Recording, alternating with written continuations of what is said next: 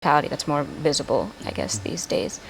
So we were kind of challenged with bringing that narrative back to our own cities and really understanding and digging up the root causes, like I said, of police brutality and some of the other things that affect the Black community. And so we were just wanting to be conscious of the things that lead up to cases of murdering unarmed youth and or adults.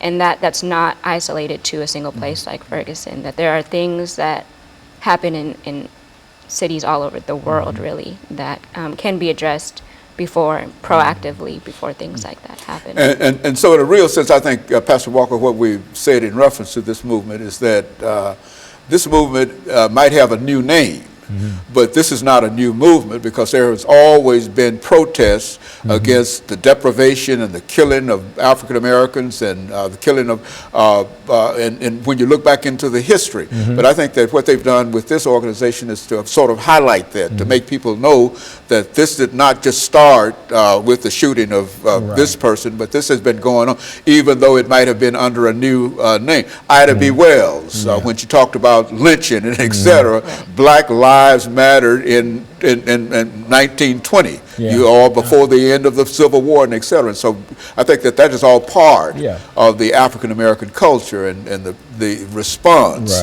to African Americans in this society. Is that what we're saying? Yeah, because kind of, like you said, it's been in existence for forever. You can say, you can take this thing all the way back to slavery, and proving right there that Black lives really didn't matter in terms of it as being a life. It mattered in terms of being a more of a commodity or a means to an end. But when, of course, when slavery was abolished and everything like that, then there was actually really no further use for the Black man, especially in America, because they were no longer needed to produce the financial resources and the things that was necessary to keep this country flowing in various areas. So the lives didn't really matter. So it's been going on for years, but when you got the advent of social media to begin to, the internet and social media, it makes everything seem to be a little smaller, brings the world closer together, and then you're able to see something in Nashville, Tennessee. You're able to sit in Nashville, Tennessee, and to visualize something that's taking place in Chicago and Miami and other places and all around the world as far as that goes. But, so you come up now, it's like, okay, all of these things are happening, especially to the African-American male, and it's happening to such a degree as like their lives has no meaning. It doesn't matter. You can go out and you can assault, you can kill an African-American male and just walk away from it. Police cover it up, court systems cover it up, everybody's sweeping it under the rug. And it's like it doesn't matter. Then, groups are coming together and they're stepping out in terms of marching and protesting, and then a little while later, that fades away, and then until something else comes up, and then we're out there on the forefront again. But I think when you talk about a movement, it's something that's ongoing and stuff like that, and it's continuously getting its strength because of it's continuously being fed negative situations that keeps this Black Lives Matter movement moving forward, and addressing these issues. Because I mean, the African American male is really struggling out here, to be significant, in spite of many of the accomplishments that we've made as a people. It's still yet situations that go on. There's a system that is by systemic design to keep the African American male in a place where he don't rise to an area or a level where he actually begins to understand and know who he is, and then begin to function in who he is. Our history has been hid from us, and when we talk about that, Dr. Haney, you've been a historian yourself. The miseducation not only of the Black male, but the miseducation of the white male, the white female, in regards to the Black male. Because if it's hidden from one, it's hidden from all. And therefore people are living lives and without a knowledge of self. And then when people don't have a knowledge of self and other people don't have a true knowledge of who we are, then it's easier for our lives not to matter. And so we're talking about how the sanctity of life among African American males in a real sense, because I think when you look back into history, as you've already indicated, you see that the lynchings, the burnings, and all of those things that were happening in reference to it, they might not be as pronounced now, but in a real sense, they still do occur, you see. And I think that Ms. Gilliard and others who are involved in this Black Lives Matter movement are serving a real purpose in terms of keeping many of these things in front of us and making us aware that this didn't start just today, but it started a long time ago, but it's still going on today. Absolutely. And so I think that, and so what we'll do, we'll take this second commercial break, and then we'll come back and we'll end the show. We'll be back with our audience following this very, very short commercial break.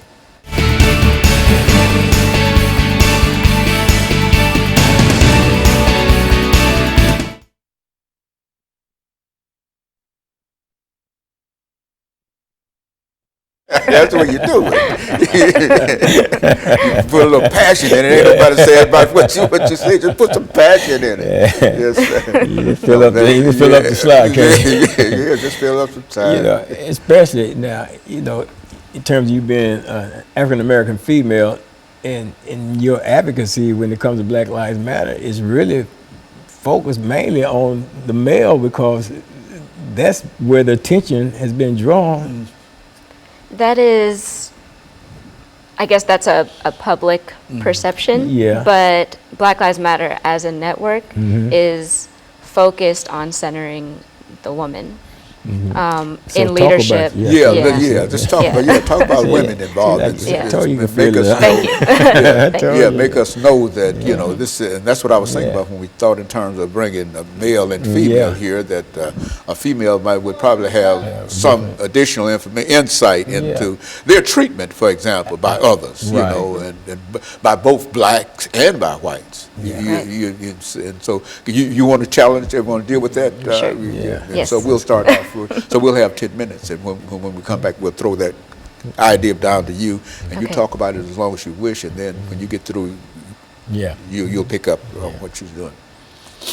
Yeah, because that's like you said, that's your misperception. 30 seconds. You think it's all about, you know. So you can really share something here.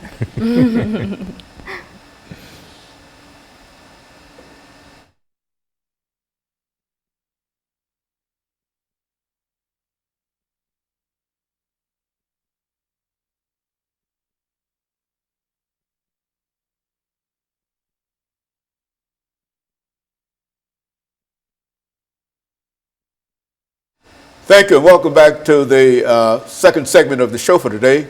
We're talking to Pastor Walker and Ms. Gilliard in reference to some of the challenges faced by African American youth. And Ms. Gilliard, let's look at some of your experiences, and I think that you've already mentioned the fact that you are a well-educated young lady, and you've got a lot of information outside of this idea dealing with Black Lives Matter. Right. But let's carry you back to some of the earlier females, Ida Wells Barnett, perhaps some of the people who played females who played significant roles in American history, to indicate that women have always played a significant role in terms of dealing with these issues, and now you are continuing that. Let's do it from that perspective. Talk about it from that perspective, what women are doing in reference to this movement. Right. So I think that there is a public misconception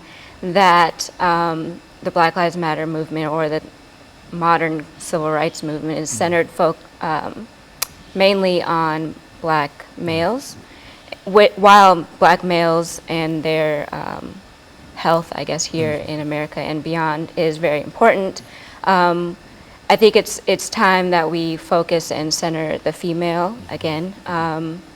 In the past, in civil rights movement and even before that, females have always, or women, I'm going to say women, have always played an important role in movements, in social change, fighting for justice and things like that. But the reason why we want to focus women now is because our voices have always kind of been suppressed at the, or for the cause of uplifting the male voice or putting it on a higher value than a woman's voice. But recently I actually saw a lecture, or went to hear a lecture by Diane Nash, who played an important role in the civil rights movement here in Nashville. She actually went and graduated from Fisk and played an important role in the lunch counter sit-ins and things. And she was telling us that she walked side by side. She knew MLK, but there were a lot of women and even other black males who played important, pivotal roles in the civil rights movement and enacting some of the change, like the voters' rights and things like that. But for the sake of having one voice, one face, I guess, their voices were quieted a little bit. So I think that it's important to know that, yes, black males are being killed, but black women are being killed and targeted as well as transgender, LGBT, black youth and adolescents are being targeted as well. So I think that that's something that people need to be more aware of, is that black lives are being targeted in many ways than just one. And not only African American youth, but in almost every aspect, and not only because of gun violence and et cetera, but there are also other kinds of policies that help to undermine the health and the welfare of the, and I think you could say something, Pastor, about the prison system in terms of how the system has become overcrowded and in many instances unfair, according to some people in reference to that. And so that's... You know, Dr. Haney, I too had that misconception concerning the Black Lives Matter movement, you know, as a movement that really, you know, just looked and focused on the killings of African American males out here. And I guess it's easy to get that misconception, to pick that up, because a lot of times it's the murdering of a black male by a police officer. A lot of times triggers, you know, the movement into action in a situation like that.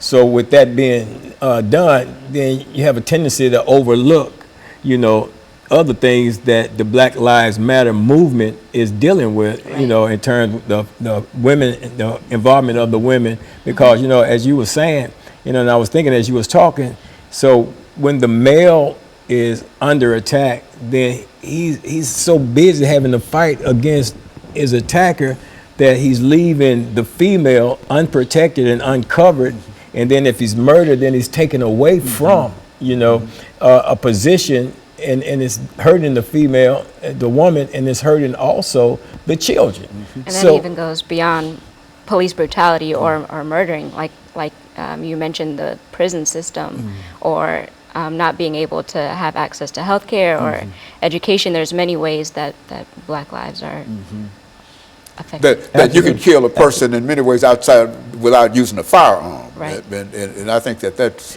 basically.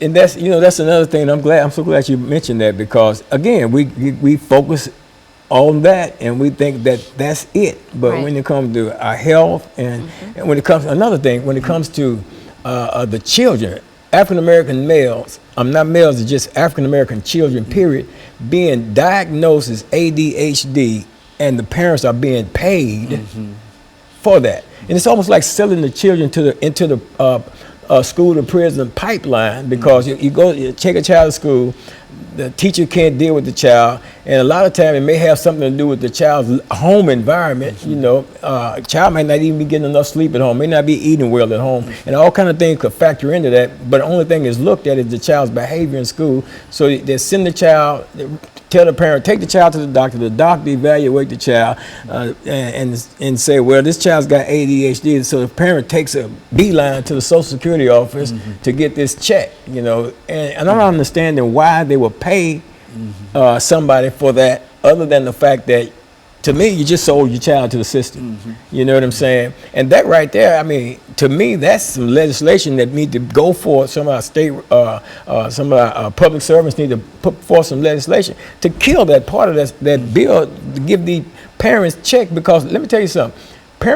Some of these parents that are desperate for money, they'll deliberately do that, man, and they'll deliberately go in there and answer all those questions in a negative way, and set that child up, mark that child for life. And this child got to grow up with a diagnosis that's it's been a misdiagnosis, basically, and then they got to live our life. So Black Lives Matter, you know, as you look at it, I'm so thankful, you know, that you're here, because you really bringing some light to this thing concerning Black Lives Matter, and I'm pretty sure there's a whole lot of other things that you all are dealing with, you know, in terms of education itself, you know, and the barriers that's set in front of us, you know, when we're trying to get educated, and you know, and I think, Pastor, you've also talked about this, dealing with the school to prison pipeline here, and the whole fact of private companies that are running incarceration places and et cetera, you see.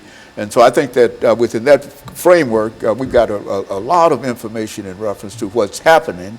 And I think when you talk about Black Lives Matter, that sort of brings all of this information together, and it broadens the scope of what you're doing, and it broadens the pain of people who have been involved in some of these issues and et cetera. You know, we're going from being sold on the auction block to being sold on the stock market. You know, with the privatization of the prison system here in America. You know, and it's so much going on, and I'm sure that Tanisha, you know, she works with with Gideon Army, and I'm pretty sure she's familiar with that prison. From school to prison pipeline, you know, we just want to hear from you.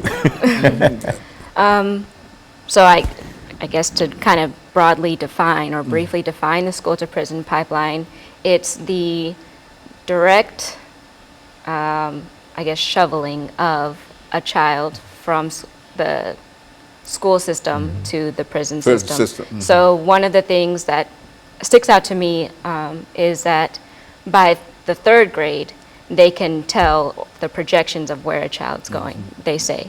But even before the third grade, there are these large disparities in access to education, especially in poor communities, which are majority Black.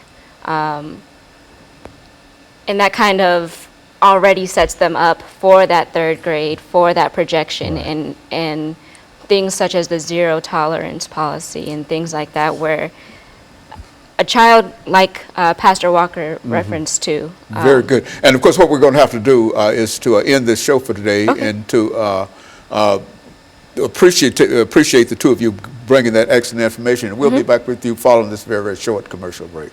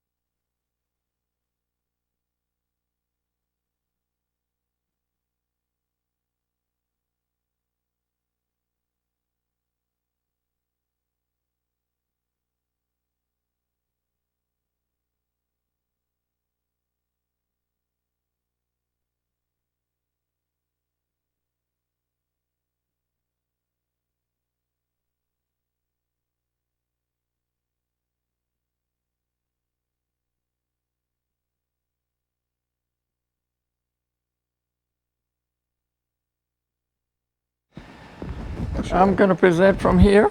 Yes, ma'am. Oh, I won't have a table or something to put my goodies on. Oh, you brought items? Yeah, books, and I want to give an example. Okay. Hey, Jason. Books and what else? Just books? I have a 200-year-old pipe stem, and read. All of that is significant to my message. Are you going? Yeah. Our director's going to come out here and we'll go figure it out. Are you going to present throughout the whole show, or are you going to do it all in one segment? No, I'm going to talk about the book and what's in the book, how it came to be. What we might do is move that table over here and set everything up. Yeah. Take a camera, and as you're talking about it.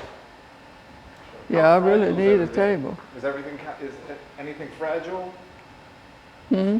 Is anything fragile? No, like breakable? Yeah. No.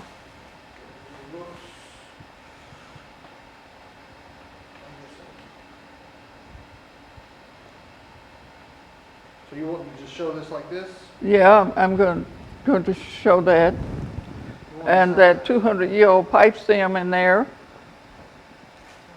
And a corn cob. I'm going to illustrate how you use how they used to make pipes out of corn cobs. And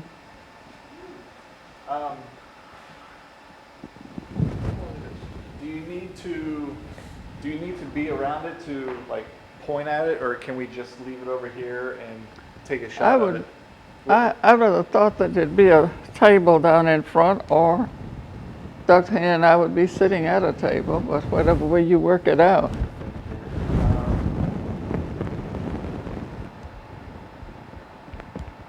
I wonder if Dr. Haney wants, we can move that over.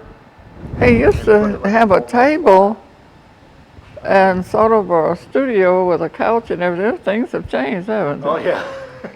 Uh-huh. Yeah, that was 4 years ago. We made this transition. Oh, so what do you do now? We, You just sit here and talk? yeah, we're just strictly news now. Where we used to be the more of the entertainment kind of Yeah. programming. Now we're just news. So we have to make adjustments when this type of stuff comes in. I'll talk to Dr. Haney, and because he may only need one segment, so we can just bring that over here and move the chairs out.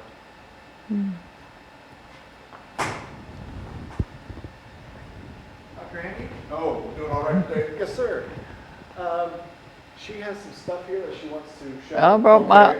I brought my artifacts along. I thought we would be sitting at a couch in front of a coffee table or something. If you want, I know in that first segment you just like to get her background information and all that stuff, so you can do that. And then in the second segment, if you want, we can bring the table over. And then you can have that whole second segment, or the third, or whatever segment you want. We'll bring it over so you guys can Talk about that stuff. Okay, well, let's. You let me know what you want here. What do you want, Dr. Young? These artifacts I have are significant to the contents and the history Okay. of this work. So if there was a table or something on which I could display these or reach over and get them and show them. Do we have a table and anything? It would be that right there. Oh, is that, okay, Yeah. well, And like I said, we can move that table. We have a certain spot for it here. okay, So if you want to go with your first segment as normal, where okay. you're sitting here, Yeah, okay, we'll go to commercial break, and then when you come back, the table will already be here, okay. and then you guys can go on and talk about. Okay, that very stuff. good. That's what And we'll then- do. We'll do the background, that kind of information for Okay. that first 6-segment, and then after that, we'll have them to bring the table out. Okay. And then we'll start that second 8 minutes with that as a prop. Okay. And what, you'll be able to what, reach over and touch some of the things, or what, how do? Yes, if they're in a, close by. Yeah, we'll actually move the chairs out and everything. I guess the real question is, do you want that in the second segment or the third segment? the last segment.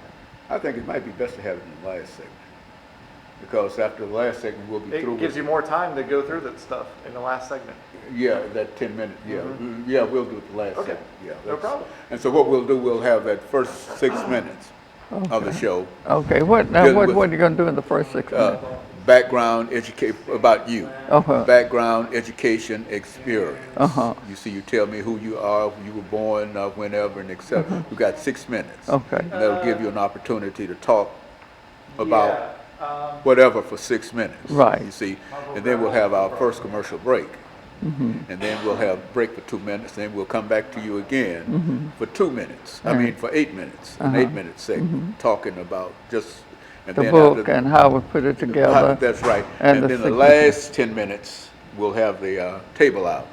And that'll give you an opportunity to reach out and touch some of the artifacts Okay. and et cetera. How Okay. does that sound? That'll work. There's nothing awkward about it, is it? Well, I go with the flow. Well, But- the flow might be better. But that's separating the artifacts from the discussion of the book. Well, you want to separate the artifacts from the discussion? No, I don't. Oh, well, when do you think we ought to bring it out then?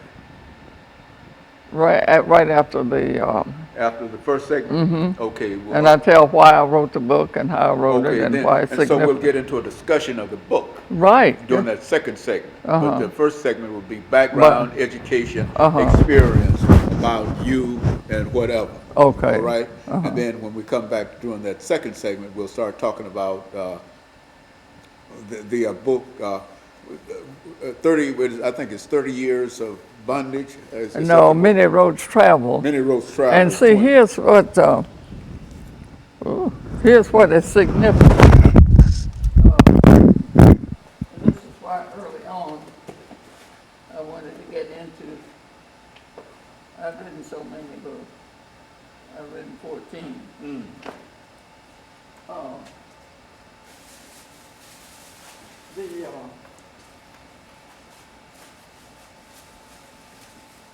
Look here. This is what we're talking about. Okay. Is that the book you want to talk about? This one here, Okay. Many Roads Travel. Many roads travel, okay. Okay. Now, the cover of this book, the cover of this book, enunciates the essence of the whole book. Mm-hmm. Well, you see here, Many Roads Travel, from the rugged paths in Africa and the riding on a oxen to the mid-passage of the slave ship, to the coffle, and see, I can pull in some words Okay. like coffle. Okay, well, let's get it set up first. Yeah. Let's get it set, we'll do that first and second segment. And let's do, we're gonna have to do this on the last segment, Okay. because all right. that'll give us the time. And so the first 2 segments, Okay. we'll deal with, your background, education, and experience. Okay. Okay? And then, African Americans, that second segment, African Americans and slavery. I don't want to use that, of course. Uh-huh. You don't want to use that, well, uh-huh. Because there's a mentality that slavery is unique to ethnicity, and it's not. Every group has been enslaved. Well, well, let's just talk about slavery, the many roads travel, however you want to do it. Let me give you the significance. You see this? Yes, ma'am. This is an item that's older than America. Uh-huh. That is a pipe stem, which was once a reed like this. Uh-huh. It belonged to this woman, grandfather. Do what? Okay? This thing. Okay. The story of the road that she and her forebears traveled from the shores of Africa to Marshall County, Tennessee, where she is buried. Okay. Makes for a provocative story. Okay, you're gonna tell that story? Yes. Okay, well, good. Okay, well, let's I'd just get wait up here and till- we'll tell the story. And then the last part, the last 10 minutes Okay. Last 10 minutes, we're going to roll out the Yeah. display. We'll bring it over, set it Point up, out and, how a coin toss, Uh, along with a reed, Okay. was the means of making pipes among poor people. And this pipe stem dates from 1755. Okay. And it's this Wow. woman's grandmother. Okay, Her grandfather. let's get started. It's rich in history. Dr. Young, Yeah. Okay. let's get started, and by having you to to have a seat here, and what we want to talk about first is about Dr. Morton Young. Okay. Okay, and you tell us about, your background, your education, and your Okay. experience. All right. And we'll both relate to that. Oh, I have lost my number. Oh, I'm fine. Okay, something. I jumped up and disrupted that. You're fine. On there, and that should be fine. Okay. Okay, now.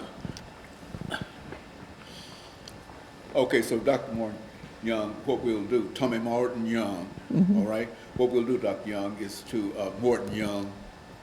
That's the way you want to do that. Morton, last Dr. one, Morton Young. Yeah. Okay, Dr. Morton Young.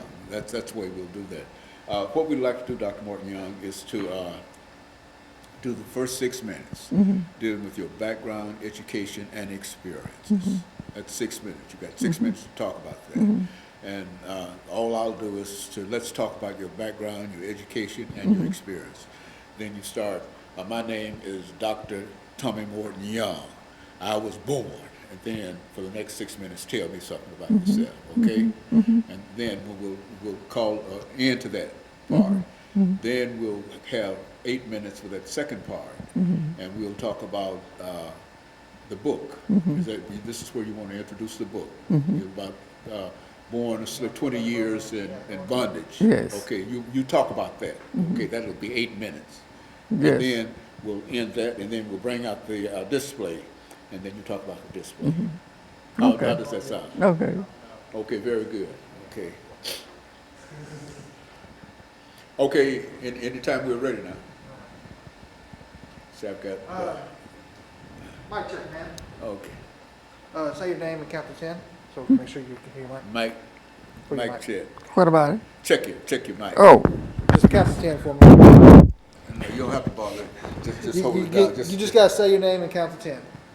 oh, my name, Yeah, you don't I'm have to pay Dr. attention to the mic. Tommy Morton Young. Yeah, just And put, just count to 10. just, now, She good. now. Okay. You're good.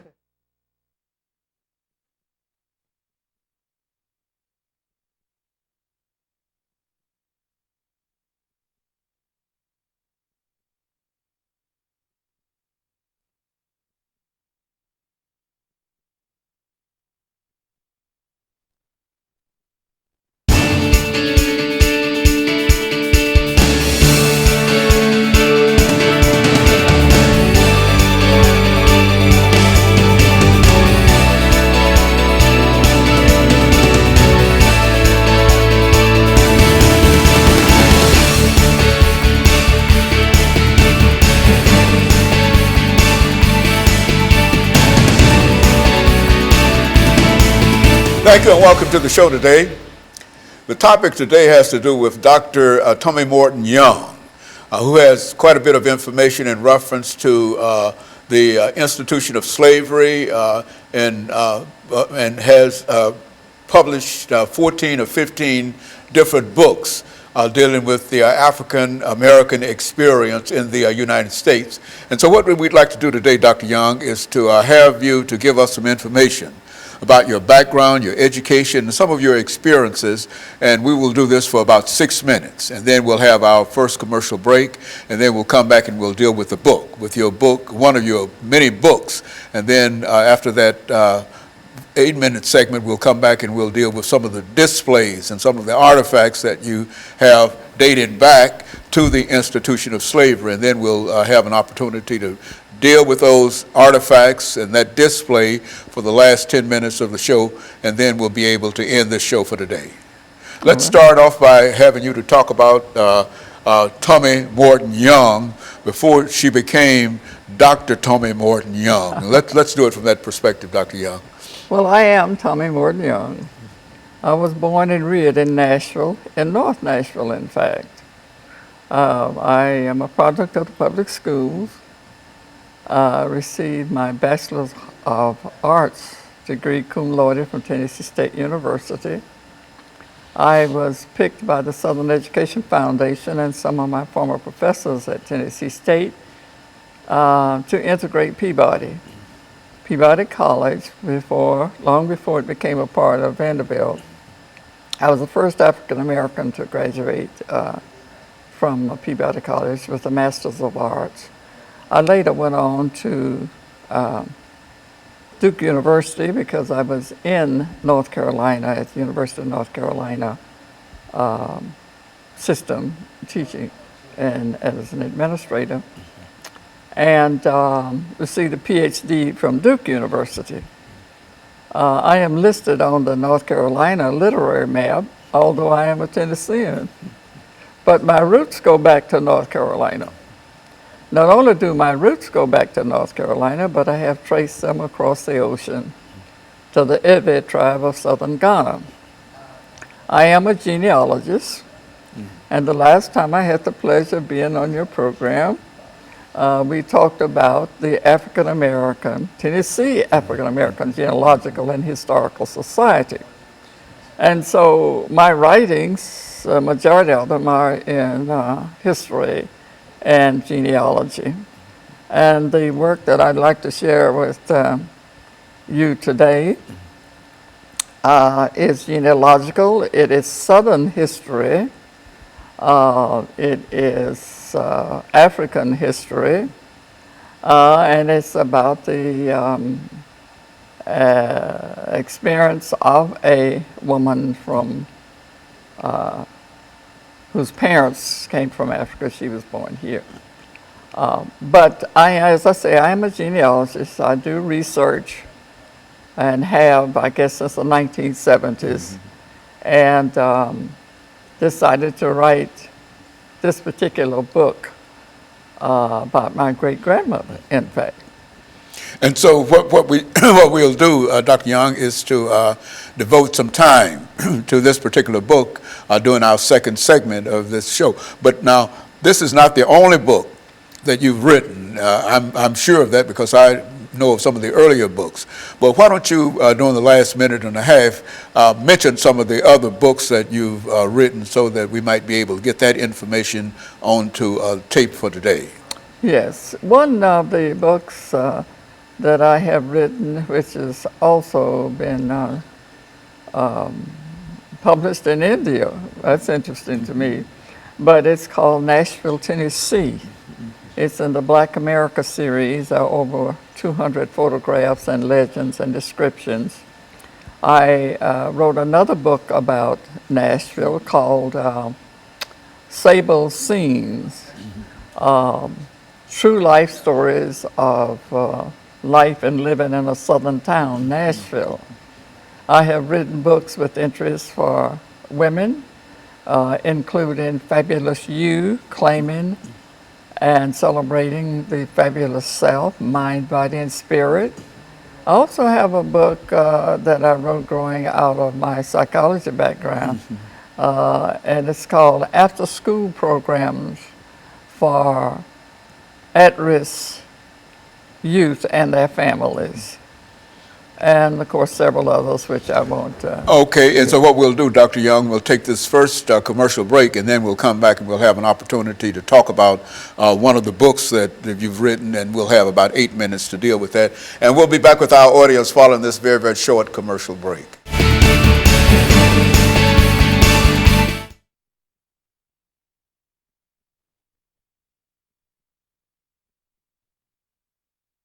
This segment, this segment that's coming up is with the book. So, do you want the books to pick up and show? Because Yes, I can pick the book up and hold it. hey, I won't bring this little here. Yeah. And so what he's going to do is make a display so that we can put your book on display. You don't have to hold it. You can talk about it there. Good. Yeah, that's good, Phil. Yeah, and I have a little stand that I can put the book on. I came prepared. Well, what?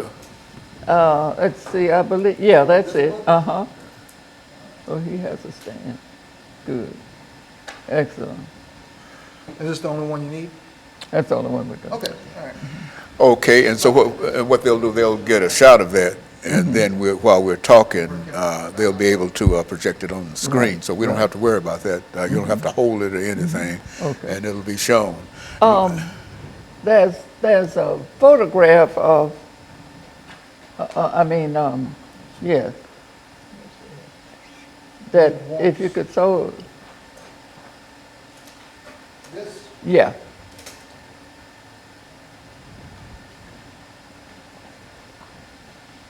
Yeah, that's her story.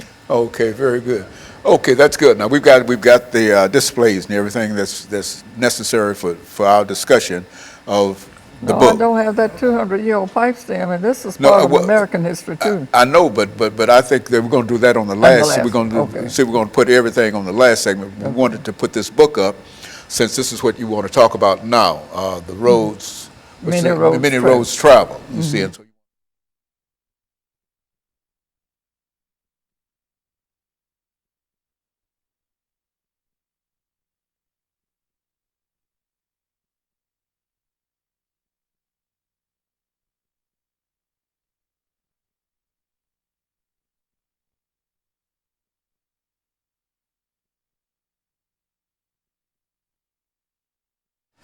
thank you and welcome back to the second segment of the show for today.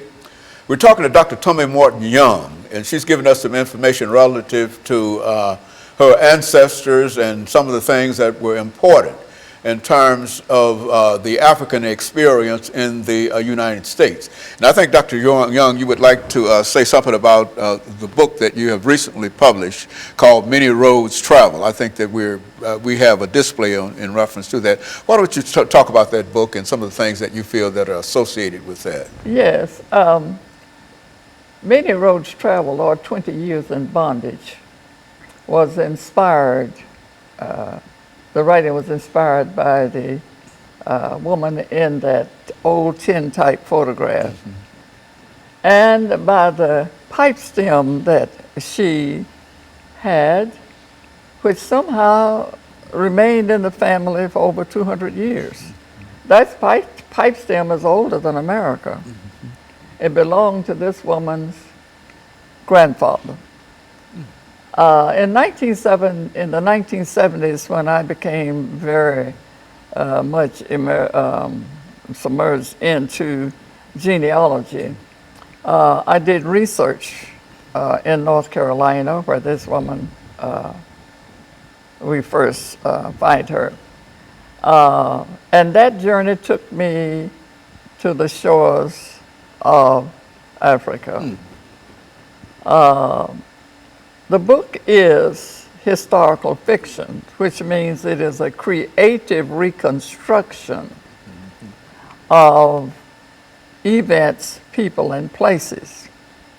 And so in the creative reconstruction, we visit the shore of Africa where two children are playing on the coast, and they see this, what they think is a mirage in the distance, this big, gray, white-looking thing. But it is not. It is a slave ship.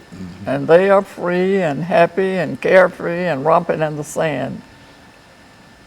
And they end up on that ship being captured. This story takes the reader across the Pacific Ocean and onto that ship where, according to the Kirkus Book Review, the whole book is filled with hard truths and is a heartfelt read. I don't think you could find a writing that would be more intense and informative than this 6 weeks trip that this young woman endured on to Baltimore,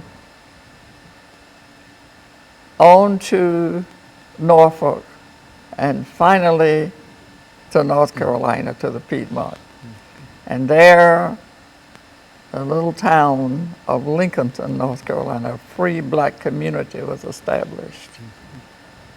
And this young girl becomes a woman, and she is married, and she and her husband Jake reproduced this Pleasant Lane. So this is a story of Pleasant. Her forebears as they travel across the ocean, the many roads leading to North Carolina, and her kidnapping. She was a free girl on her way to take that pipe stem to the Lane's tobacco shop. And that's a rich history there. See, many people do not know, even people in North Carolina, that a man by the name of Lunsford Lane, which was one of her relatives, developed a flavored tobacco. He was called a tobacconist. He was free in the little town. And he took his recipe for flavored tobacco to the biggest tobacco producer in North Carolina then and now. And they, Lunsford Lane presented this recipe to this man and said, I know, you know, you're powerful, you have all I ask is just to give me just a little, a fair percentage. I'm not asking much, just a fair. So the man told him, well, I'll get back to you. I'll get back. Well, he did get back to him, but not directly. He got back to him early one morning when night riders arrived. They feathered and tarred him and left him beside the railroad. And he was rescued and sent on to Canada. I have the book with the man's story. I have followed the genealogy and the connection between Pleasant Lane here and Lunsford Lane, using the naming patterns that enabled me to follow the family and also to go all the way back to the African experience.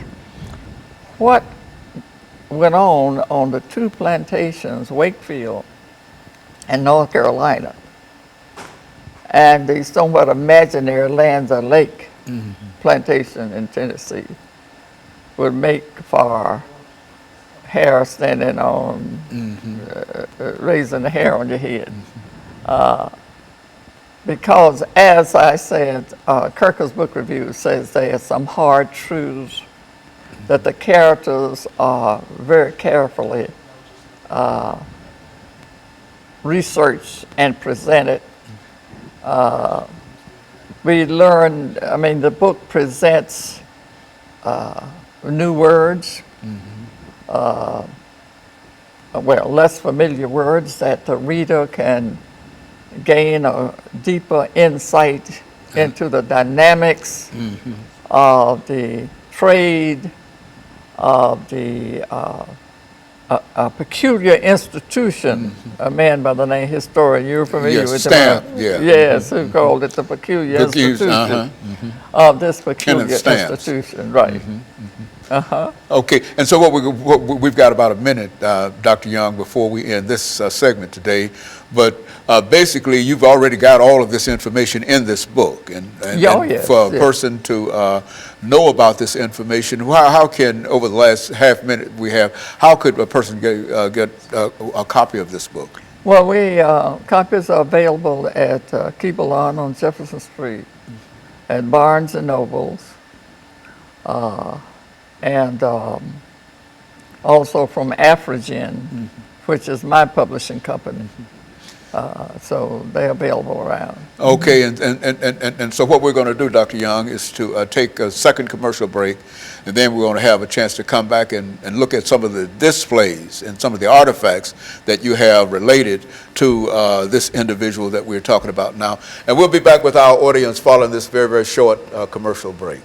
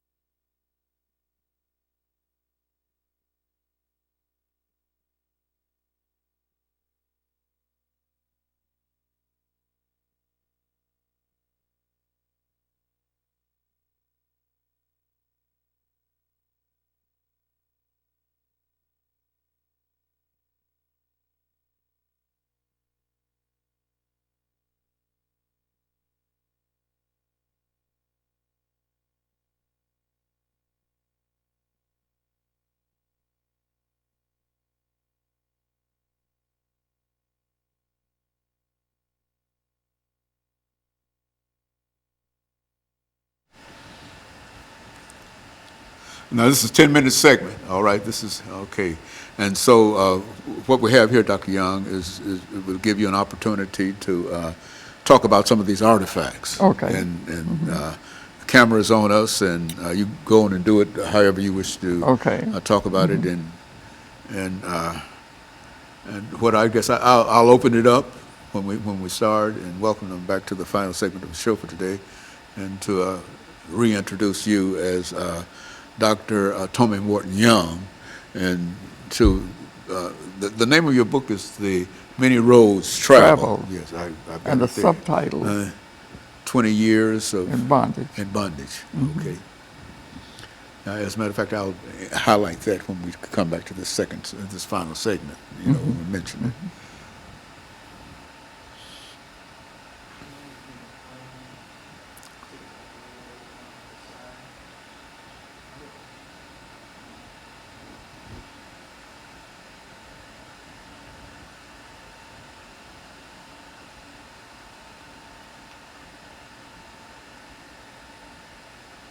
Are you from Nashville? No, ma'am, I'm from Hope, Arkansas. Where? Hope, Arkansas. Bill Clinton's hometown. Bill Clinton's That's home. right. One time I thought I'd be the most famous.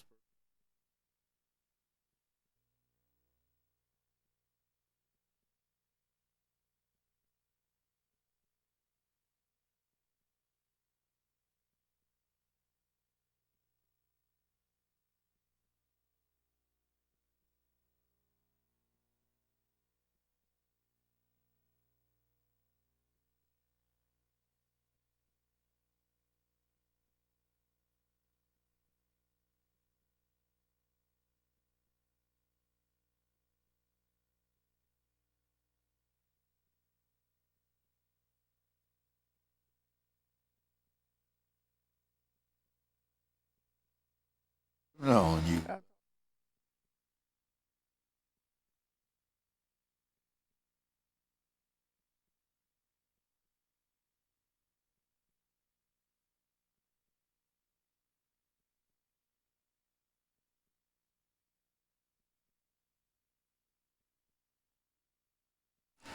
Thank you and welcome back to the final segment of the show for today. We're talking to Dr. Tommy Morton Young, and she's given us some information relative to some of her publications, including Many Roads Travel, a book that can be purchased at some of the local retailers.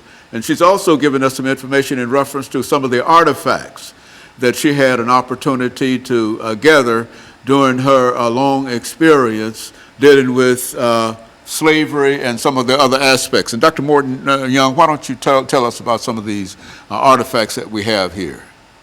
Thank you. I rather think of it as part of genealogy and family history as opposed to the institution of which you refer.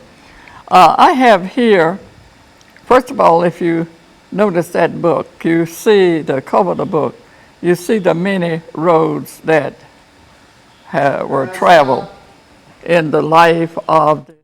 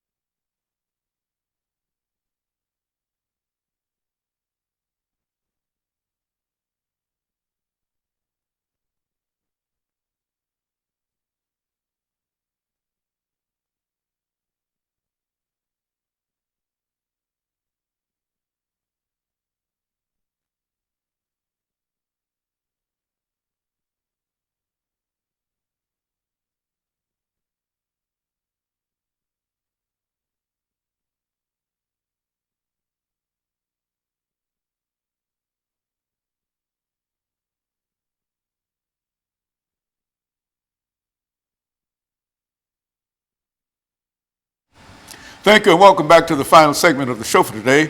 We're talking to Dr. Tommy Morton Young, and she's giving us some information relative to some of her publications, including the Many Roads Traveled, 20 Years in Bondage. And not only does she have that information, but she's got some artifacts or some personal belongings, I think, that at one time belonged to some of the individuals in the institution of slavery. Let's have some information in reference to what we have here, Dr. Young. Thank you. This book was inspired by a woman called Pleasant Lane, and you will see the likeness of her on that on the cover of the book.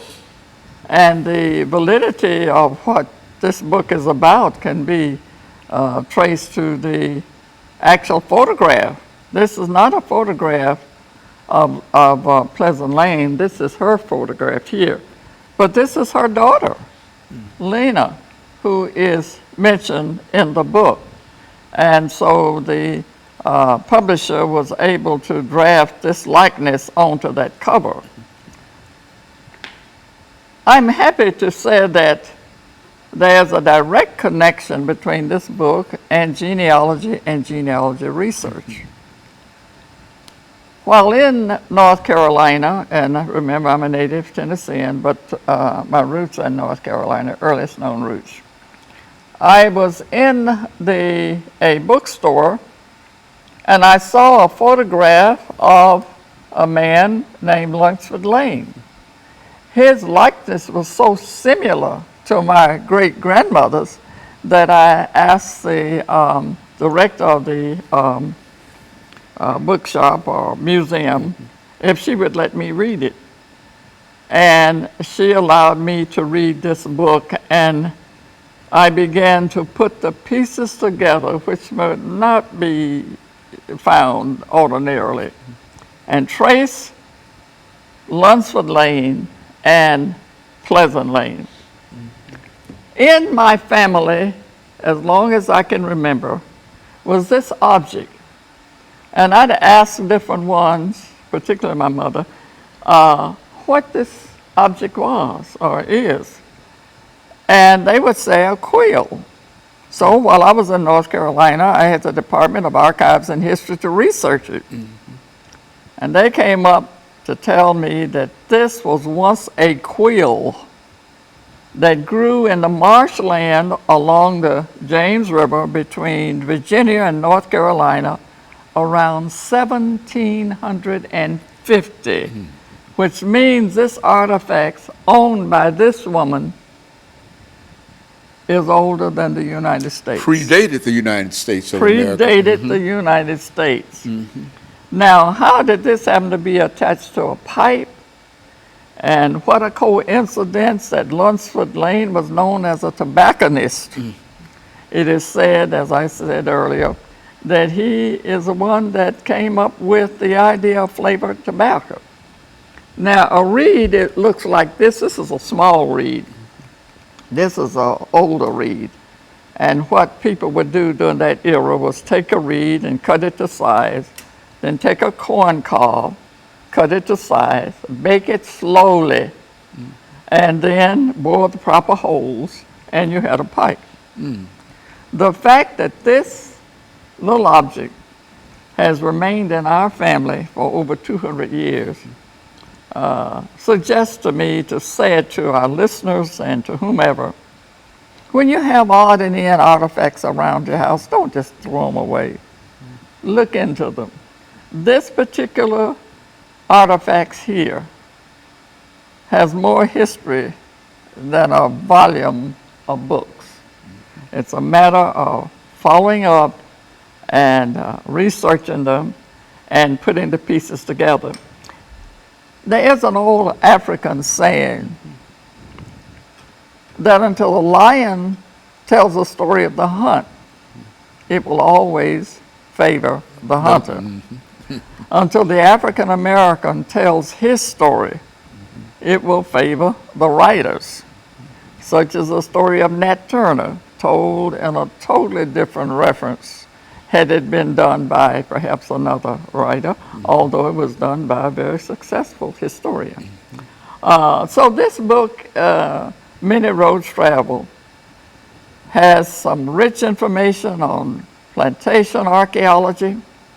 It has rich information on lifestyle, behaviors, but most of all, as you see in the forefront of that cover, you see a woman and so many millions of others who survived in spite of, who were able to overcome whatever limitations that were presented to them.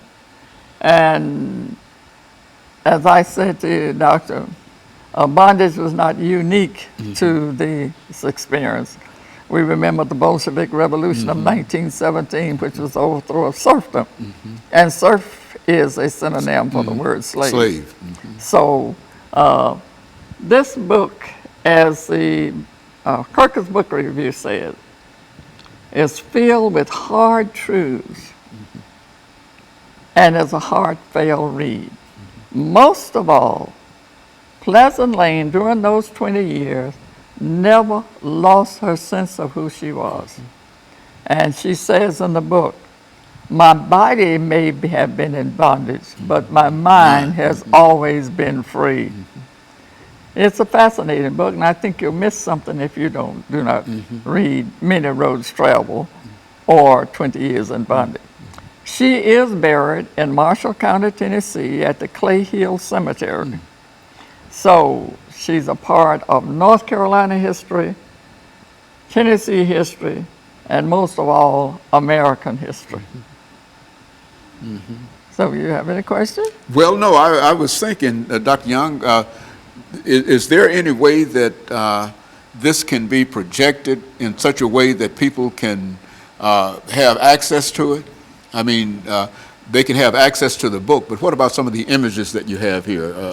Well, I am pleased to show these at book reviews and gatherings, and if anyone would like to have a book review, and we can get into some of the specificities of the work and its implications to history, excuse me, Southern history, American history, African history, because there's some rich African history there.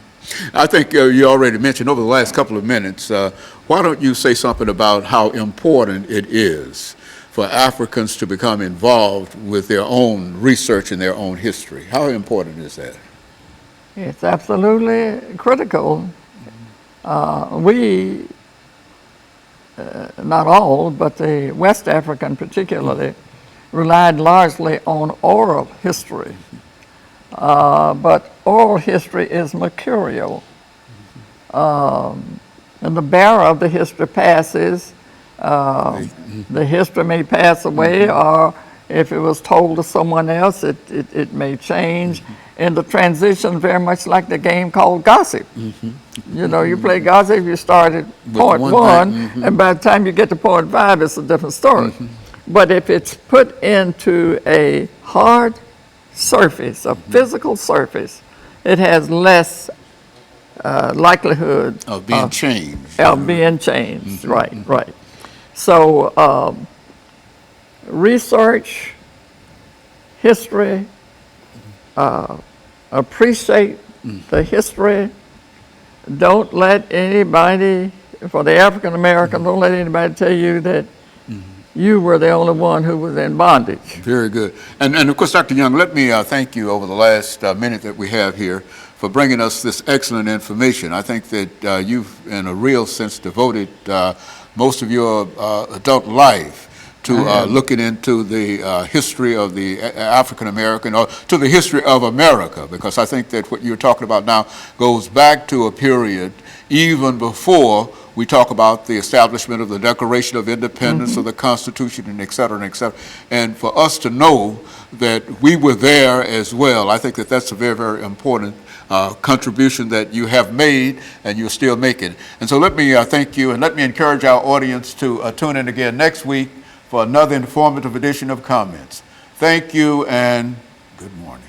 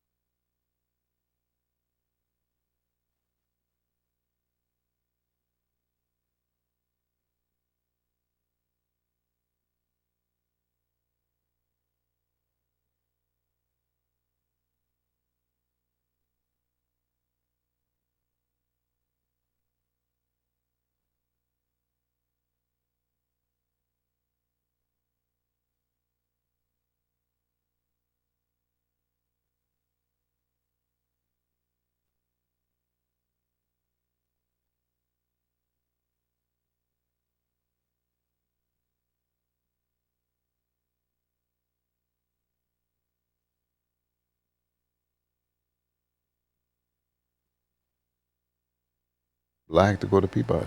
That's right before Peabody was taken over by Vanderbilt. Yes. Dr. Poe, we get a mic check from you. Say your name and count to 10. Okay. Cupid Aura Poe 1, 2, 3, 4, 5, 6, 7, 8, 9, 10. Good. Okay. Okay, so Dr. Poe, we'll just call this the status of mental health Okay. in America. And violence. And mental Right. health and violence. What about the relationship? The relationship between mental health and violence. Yeah, that's right. Well, that's good. Or mental That's- illness. Mental illness. The and relationship violence. between mental illness and violence. Yes. That's better. Yes. Yeah, Yes. that's better. Yeah, that more exactly hits. Okay. Yeah, that's more exact. Okay. Yeah, the status of mental health and Mental illness the and violence. relationship between mental illness and violence. Yes. That's right. Yes. Okay, that's good.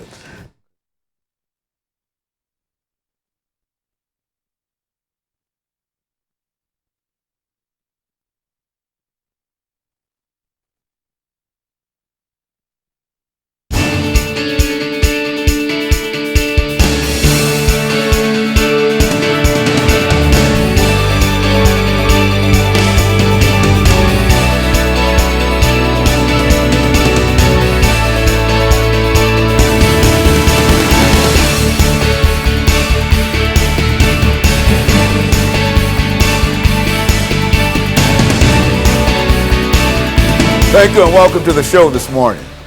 The topic this morning is the relationship between mental health, mental illness, and violence. And the guest is Dr. Cupid Poe.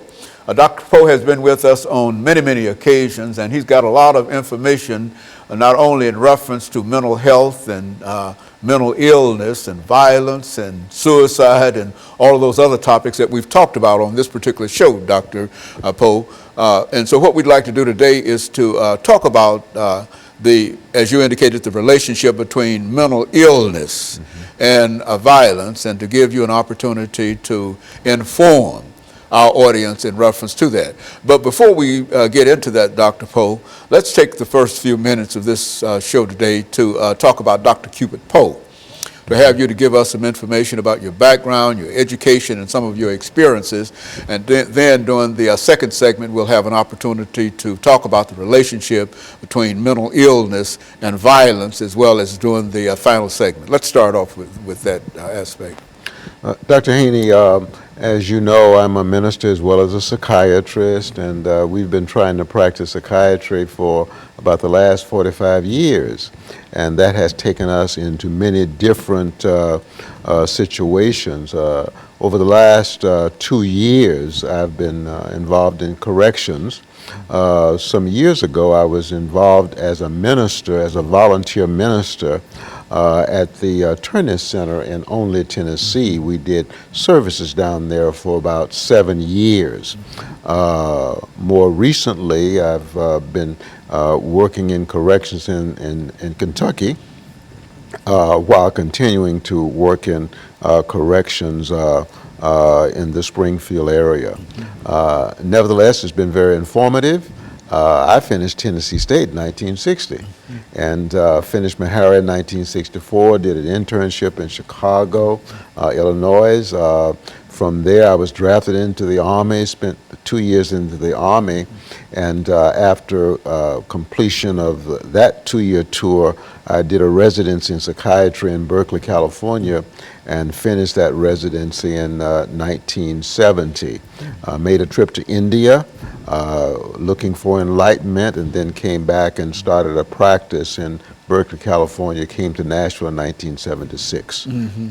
And so you've made the rounds in terms of dealing with the mind and dealing with mental illness and some of the issues and I know that you've done all of this, Dr. Poe, because we've talked about many of these issues with you. But let's look at this issue of the relationship between mental health and violence, because I think at one time you talked with us about the relationship between crime and religion, you see, and so and that was most informative, and I'm sure that what you have to say about the relationship between mental illness and violence also will be quite instructive this morning. Let's start off by giving us an overview in terms of what you talked about. Okay.